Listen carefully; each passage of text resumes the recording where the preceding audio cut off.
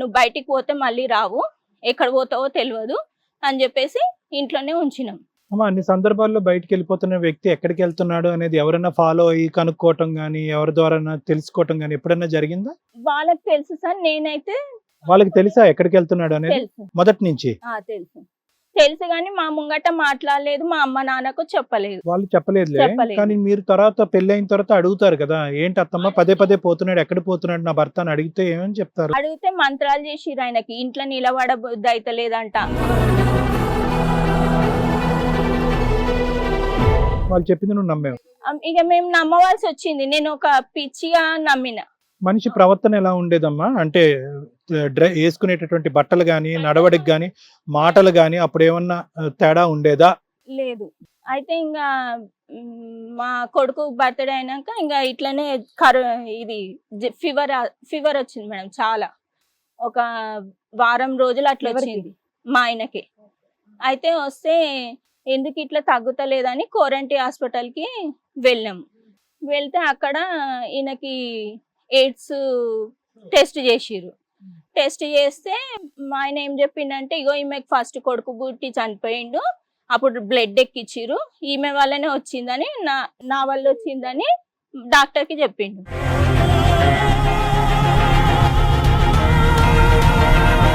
అయితే డాక్టర్ వచ్చి నాది టెస్ట్ చేసుకుని మా బాబుది కూడా టెస్ట్ చేసిర్రు, సంవత్సరంన్నర ఉండే. అయితే ఆయన చెప్పిండు, ఏడవకమ్మ నీ దాంట్లో ఏం లేదు, ఆయనకే ఇప్పుడు స్టార్ట్ అవుతుంది అని చెప్పారు. మళ్ళీ ఇంటికి వెళ్ళినాక పేపర్స్ ఇట్లా అన్ని నా దగ్గరనే పెట్టుకున్నాను. అయితే అప్పుడు నాకు కొంచెం రాళ్ళు గీళ్ళు పక్కకుంటే అన్ని మోపించింది మా అత్త, ఇల్లు కూలగొట్టిర్రు, ఆ రాళ్ళన్నీ తెచ్చి ఇంట్లో పెట్టి. మీ అబ్బాయికి 1.5 years ఉన్నప్పుడు మీ ఆయనకి ఎయిడ్స్ అని తెలిసింది, అవునా? అయినా నువ్వు అతనితో కలిసి ఉన్నావు? లేదు, అప్పుడే ఇంకా గొడవలు వచ్చేసినాయి. నాకు ఇట్లా రాళ్ళు ఇట్లా మోపించేసరికి కుట్టు జారి మొత్తం చనిపోయేటట్టు అయినా.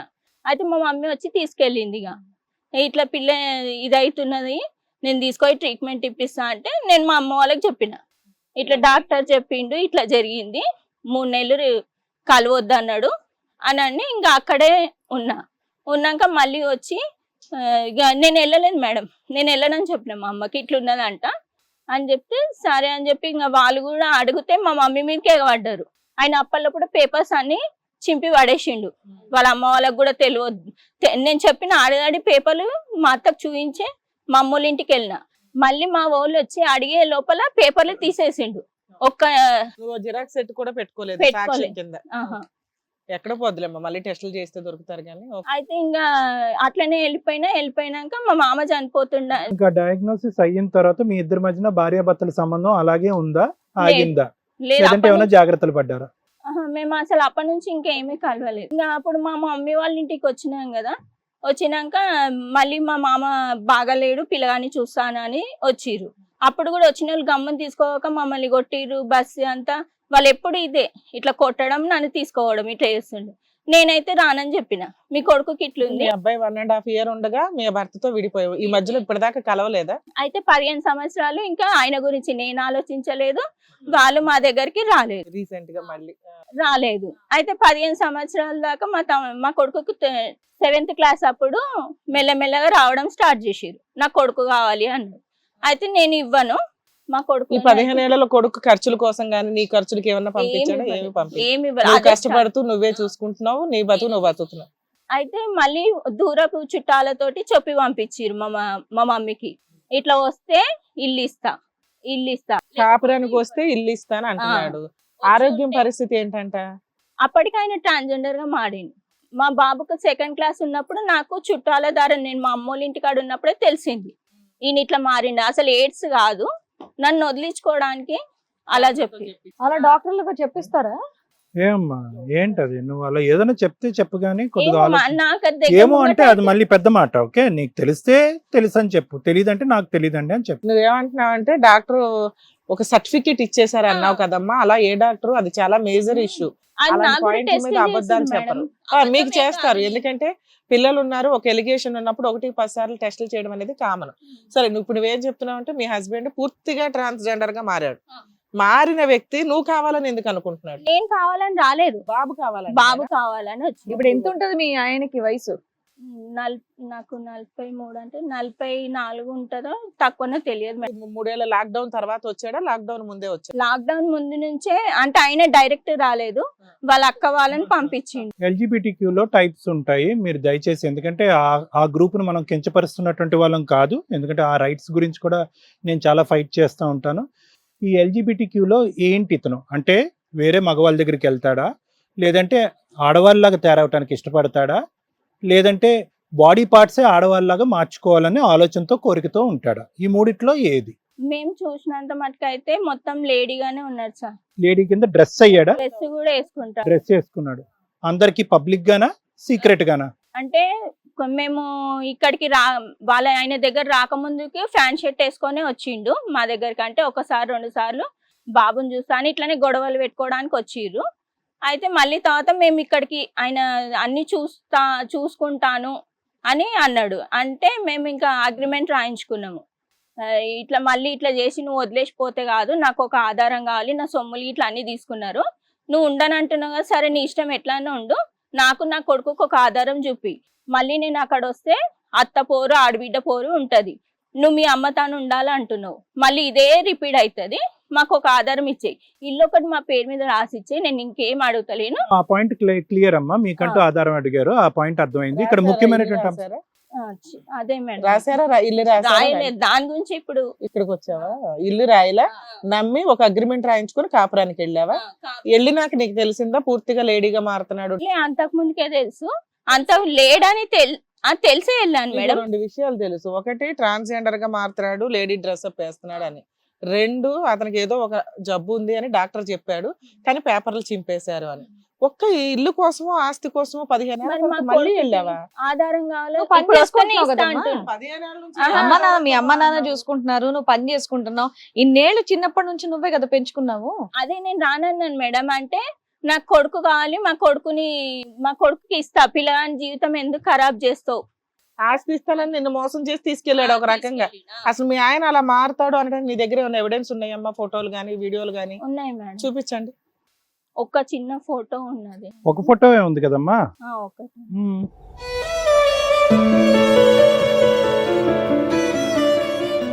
అది కూడా మేము సీక్రెట్ గా తీసుకున్నాం, ఆయన మాకు దిగనివ్వలేదు, తీసుకొనివ్వలేదు. అది అందరికీ తెలుసమ్మా, ఇతను ఇలాగా బట్టలు ఇలా మార్చుకుంటాడు, ఆడవాళ్ళగా రెడీ అవుతాడు అనేది అందరికీ తెలుసు. వాళ్ళ సైడ్ అందరికి తెలుసు, మాకే కొంచెం లేట్ గా తెలుసు. మీ పెళ్లికి ముందు కూడా అతనికి ఇది ఉందా?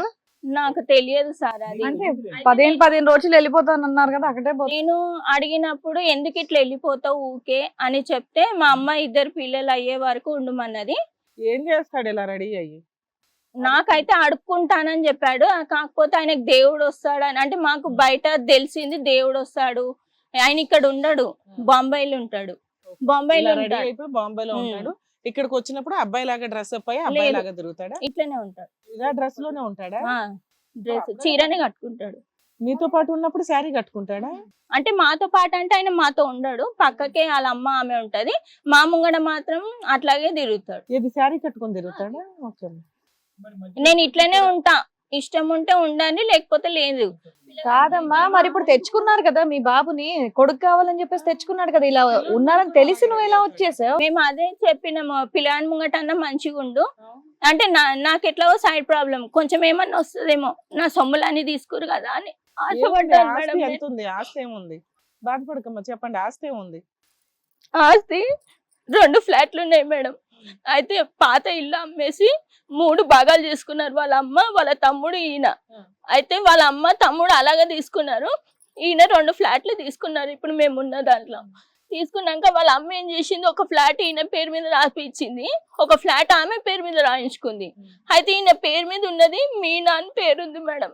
అయితే మీనా అని పేరుంటే మా కొడుకు నేను ఎక్కడ చెప్పుకోలేకపోతున్నాం, ఆయన తండ్రి అని ఎట్లా చెప్పుకుంటాం?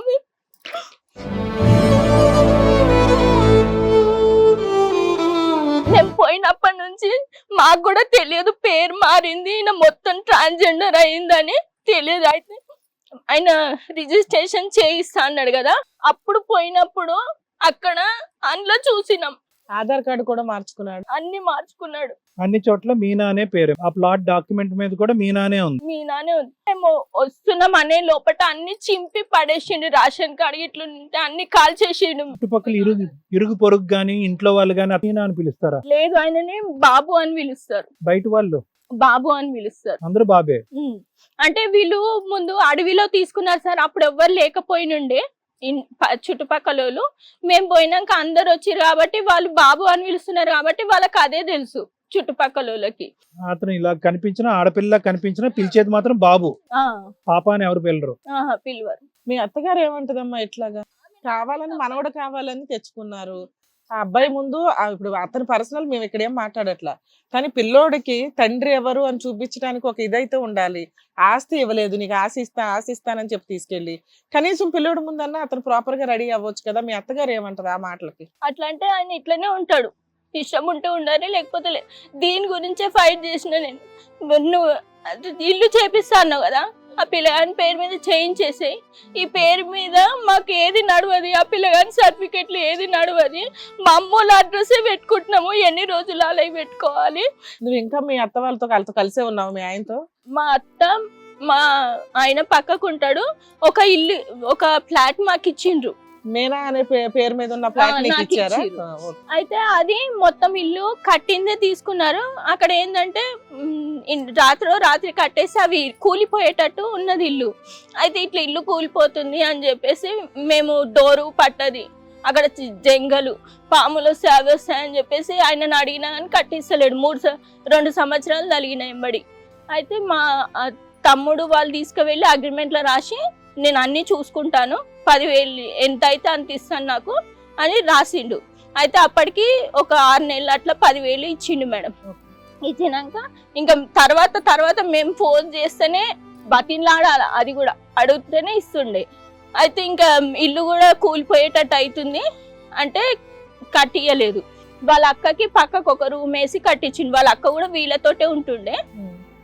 అక్క బావ నీకు ఇచ్చిన ఆ రూము స్థలం ఏదైతే ఉందో నీ పేరు మీద గానీ మీ అబ్బాయి పేరు మీద గానీ మారలా? అది నా సొమ్ములు పెట్టే కట్టించుకున్నాను మేడం. నేను నా సొమ్ములు పెట్టి ఇంకా కొన్ని ఉండే 6 తులాలు పెడితే 3 తులాలు వాళ్ళు తీసుకురు, 3 తులాలు నా తానుండే.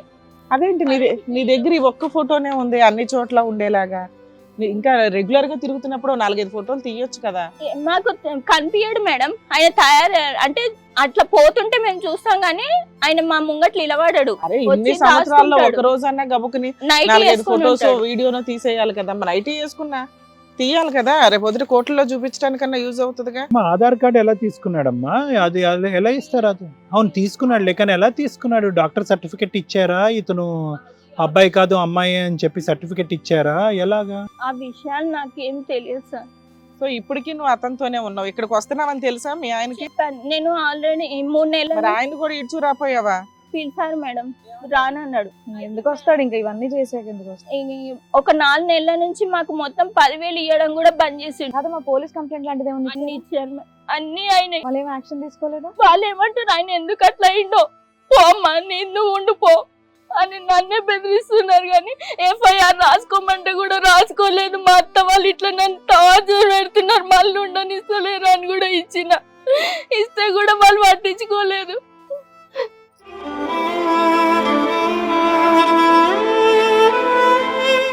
నాలుగు నెలల నుంచి మాకు తిండి లేదు, ఏమీ లేదు, పనులు లేవు అక్కడ నేను చేసుకోవడానికి. ఆ పిల్లగాని చదువు బంద్ అయింది, పనికి పంపిస్తే ఏజ్ లేదని పంపిస్తారు. మా అమ్మ వాళ్ళ బియ్యము కూరగాయలు అవి ఇస్తున్నాడు. అయితే నేను ఇట్లా టీవీకి ఎక్కుతా అంటే చేసుకోపోయి ఏం చేసుకో, ఎవడేం చేస్తాడు నన్ను అని అంటారు. వాళ్ళ అమ్మ వాళ్ళు చెప్పింది ఏదన్నా నేను చెప్పప్పుడు ఎందుకు తెచ్చుకున్నారు మిమ్మల్ని? చక్కగా అమ్మ వాళ్ళ ఇంటి దగ్గర ఉండేవాళ్ళు కదా. అదే అడిగితే నేను రమ్మన్నా అంటే నువ్వు ఇస్తా అంటేనే వచ్చి ఉంటా అంటేనే ఇస్తా అన్నావు కదా, అట్లనే నేను మాట మీద ఉన్నా. మరి నువ్వేం మాట మీద ఉన్నావు? నాకు ఇష్టం లేవంటే ఇయ్యను, ఇప్పుడు నేను ఇల్లు అమ్మేసి 3 భాగాలు చేస్తా అని అంటున్నాడు మేడం. ఆ 3 భాగాలలో ఏమొస్తాయి మాకు? నేను ఖర్చు పెట్టిందే 3 లక్షలు బోర్ వేయించుకున్నా. నీళ్ళకి కొట్లాట చేస్తే మా అత్త వాళ్ళ ఇంట్లో బోర్ ఉంటుంది, బోర్ పట్టించుకోదు. డ్రైనేజ్ పైపులు లేవాడని నీళ్ళకి తిడుతుంది. అయితే నేను అన్ని చేసుకొని రెడీ చేసుకొని ఇల్లు మొత్తం రిపేరింగ్ అంతా కట్టించుకున్నాను. ఇప్పుడు ఇయ్యనంటున్నాడు, మా పేరు మీద చెయ్యనంటున్నాడు. పైసలు లేవు, ఇప్పుడు ఇల్లు లేదు, మేము ఎట్లా బతకాలా?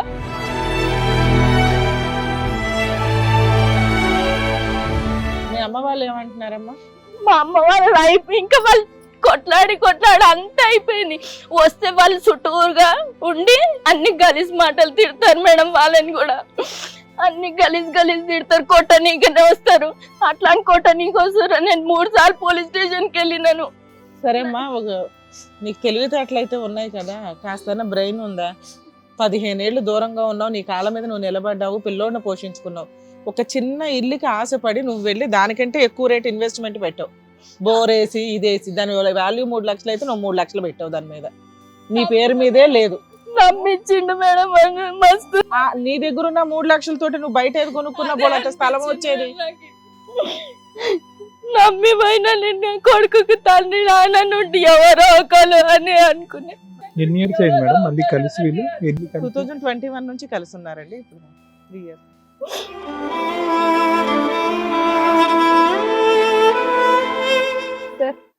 వాళ్ళ వర్షం విన్నారు కదా సార్. అమ్మ సుజాత, ఇప్పుడు ఇది అక్కడ 15 ఇయర్స్ ఎలా బ్రతికావు నువ్వు మీ అమ్మగారి దగ్గర ఉన్నప్పుడు? మా అమ్మ వాళ్ళు ఒక రూమ్ ఇచ్చిర్రు, నేను పని చేసుకొని మా కొడుకుని చదివించుకుంటాను.